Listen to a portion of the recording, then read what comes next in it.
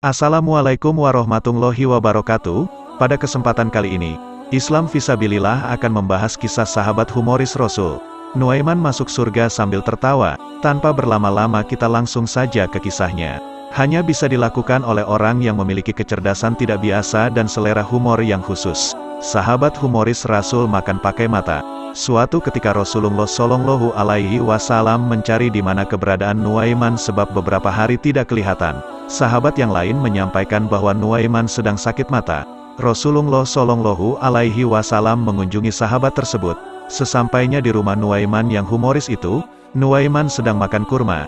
Baginda Rasul bertanya kepada Nuaiman, "Bolehkah kamu makan kurma sedangkan matamu sedang sakit?" Nuaiman berkata, "Saya makan dengan menggunakan mata yang satu lagi." Mendengar perkataan Nuaiman ini, Rasulullah Shallallahu Alaihi Wasallam kemudian tertawa, sehingga kelihatan gigi gerahamnya. Makna humor dari Nuaiman dan Rasulullah adalah pertanyaan Nabi Muhammad Shallallahu Alaihi Wasallam makan kurma, sementara mata sakit.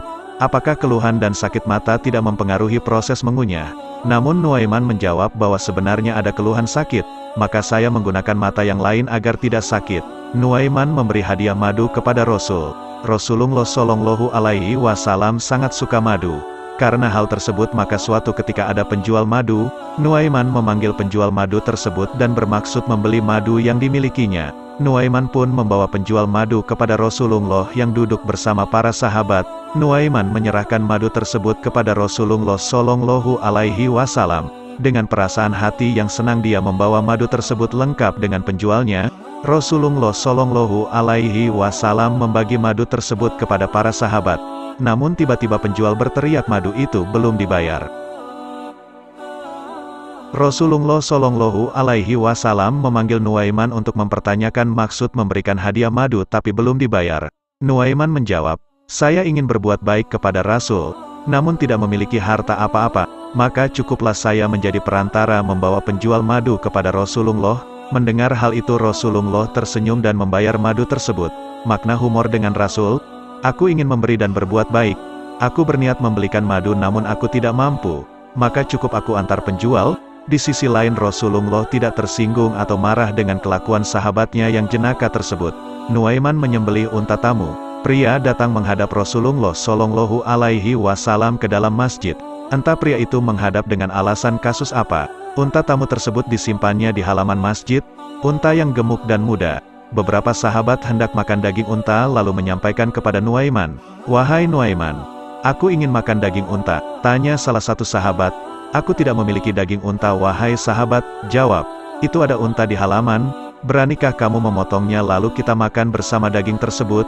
Uang ganti rugi biar Rasulullah yang bayar," ujar sahabat. Nuaiman menyetujui hal itu dan segera menyembelih unta tersebut di halaman masjid.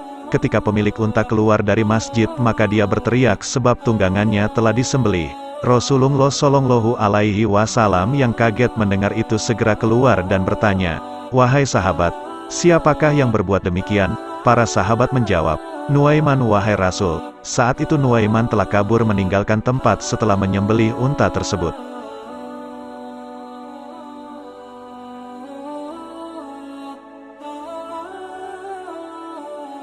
Rasulullah Shallallahu Alaihi Wasallam mencarinya dan kemudian menemukannya di tempat persembunyian yang berdebu.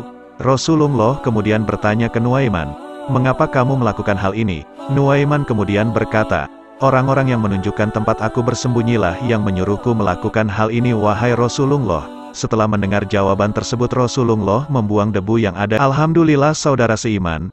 Semoga kisah ini dapat menambah ilmu dan menambah ketakwaan kita kepada Allah Subhanahu wa Ta'ala. Assalamualaikum warahmatullahi wabarakatuh.